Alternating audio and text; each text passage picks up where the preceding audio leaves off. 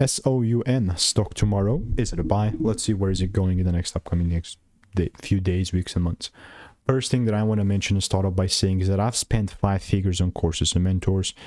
Over the last 4 years, I've done 35,000 videos on my YouTube channel. And with that, I've seen what's worked for me, what's not. And my genuine 2 cents and my approach on this is going to be very simple. But since I've gotten this second break, it's been game on for me with SOUN, and I've been involved.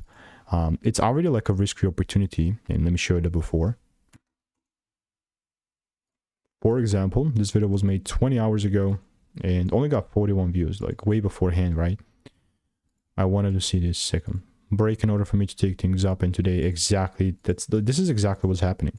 Now you have to understand, I'm not going to hold this over the weekend, so however much Friday delivers, I'm going to be fine with, even if it comes down, because you know it's risk-free, so even if it does hit the demand zone, would not care. So yeah, we'll continue and keep you updated. And if you want to make more money trading in a simple, lean way, click the first link in the description. It's a free newsletter.